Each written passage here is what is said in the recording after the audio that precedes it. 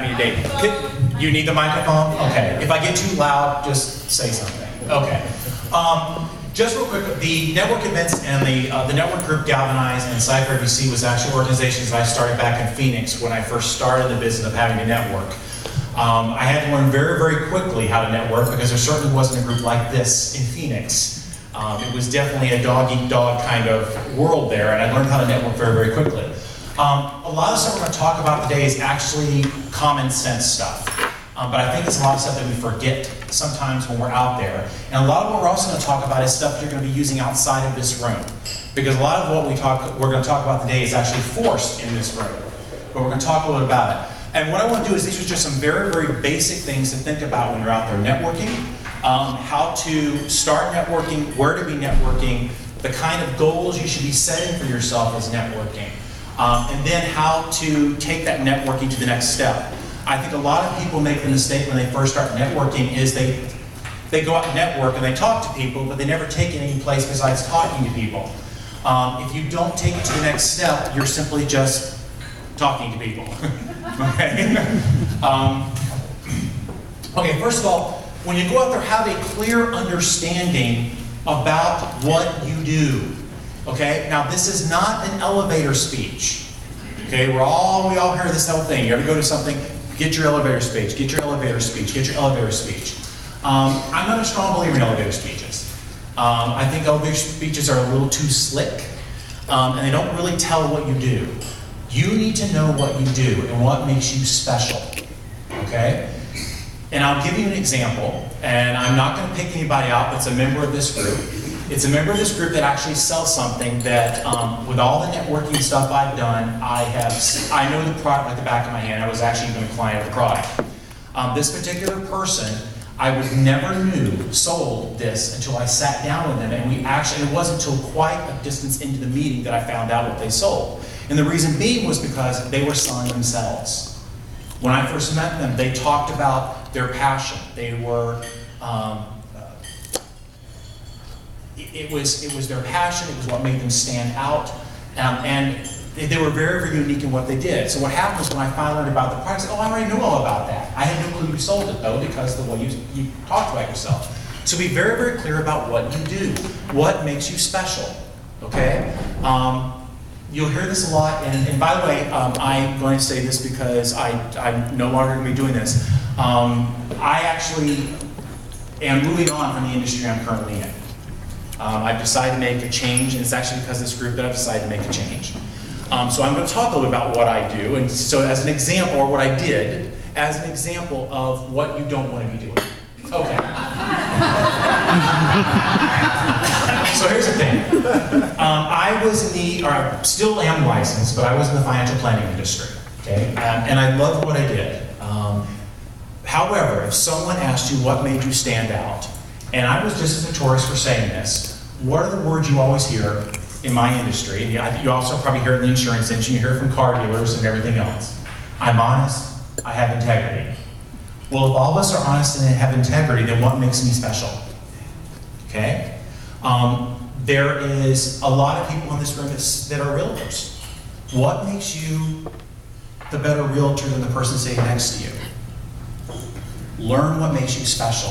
That's very, very important because that's what's going to draw people back to you. Be able to articulate what you're looking for.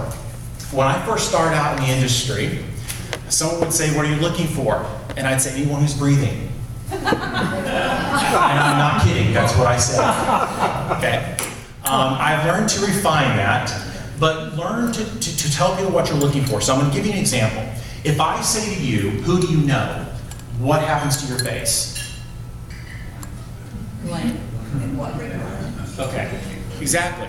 You fill the brain with too much information. The brain goes on overload, doesn't know what to tell you. If I say specifically to you, who's the person who lives next door to you? Most of you can probably tell me who lives next door to you. Okay? If I say who's the teacher of if you have a child, who's the teacher of your youngest student, of your youngest kid? I can probably tell you that. So be specific about what you're looking for.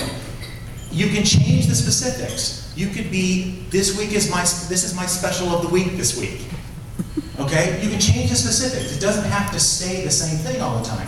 But be specific. And I promise you, you want to be specific because I've done it to you, those of you who've had one-on-ones with me, and you've done it to me, where I'll say, what are you looking for? And you'll like, well, I'm looking for people who want to be healthy. Okay, well that narrows it down. Okay, so be specific. Be specific about what you're looking for. Okay. One of the biggest problems we have is about where we're going to network and where we're going to go out and do our marketing, our networking at. How many of you only network at Successful Thinkers? Oh, good. Okay. Okay. How many of you are doing all the chamber events out there too? Okay. How many people? Okay. How many of you are actually doing volunteer work to network? Much better. Okay. Well, that's okay. You don't have to network. Okay. Now, for those of you who need to network, you want to spread out what you're doing. You want to join clubs. I'll give you an example. I have joined societies for financial advisors. Now, your first thought is, why would you do that? You're not going to get any business there. Well, it's a couple of things. First of all, it's being able to share ideas with people that are also in the business. But also, too, I'll give you an example. One of my biggest things that ever happened to me was I got to know a financial advisor who was in the industry who decided to quit, happened to love me to death, knew all his clients would love me, and literally handed over his entire book of business to me. Wow. All because I happened to be in the society and I showed up all the time. Okay? So what I'm trying to tell you is be creative about what you're doing. Go out and do volunteer work. But what you can do is make the volunteer work cater to what you're doing. Okay? If what you're doing has to do with children, then do volunteer work with kids. If what you have to do has to be with money, I'll give you an example. I actually taught for years at the YWCA back in Phoenix to women that were coming out of divorce or were widows about finances. And it was everything from balancing the checkbook all the way up to full-fledged investing. Okay? Because there's people out there who still don't know how to balance their checkbook. I have a big passion. I've got 2 daughters. I feel very, very strongly about women empowerment, and that was where I put my passion in. I loved it. Pick out what's going to take you to your next level, okay? But don't just come to one networking event. Do them all, okay? And give them a chance. Don't just go twice and say, I hate it.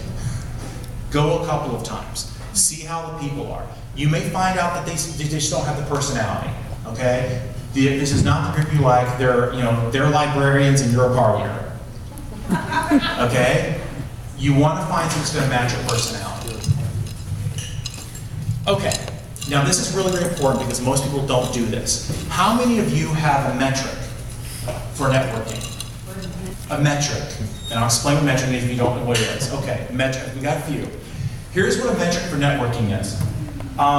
Okay. Let me put a better example. How many of you have a business plan and you know how many clients you have to get to make a living? Okay, that's better. If you don't have one, you need to get one. Okay? However, for networking, what I always do is, and y'all kind of, here it kind of takes care of itself a little bit because they say go out and talk to 3 people and make appointments. But in your average networking event, you've got hundreds of people there. If any of you have been to some of the San Jose Chamber of Commerce events where there's 300 people at those things, that's a lot of people. So what I always do is whenever I go into a networking event, I know what my ratios are. I go in with an amount of people that I'm going to come out from talking to. And here's the good news. I don't stay too long. I always feel like I get very exhausted networking. So what happens as soon as I reach my limit, there's tons of people I love talking to. Once I reach my limit, I leave. Okay? Don't overdo it. The idea is not to get how many business cards you can get, it's to do a connection, which is what we're supposed to be doing here, but you can do the same thing at a networking event. You connect with someone. This is someone I want to get to know better, because I like them. Okay? So for me, my ratio happens to be 5. I never leave a networking event without talking to 5 people. Now, I also used to network 8 times a week.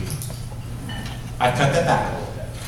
But my ratio was, for every certain number of people that I networked, for every people I networked with, I'd have a certain number of people I set one-on-ones with. From that, I'd get a certain number of people that became possible clients. So look at your ratio. How many people do you have to talk to to get them to go to a one-on-one, to get them to go from that to a client.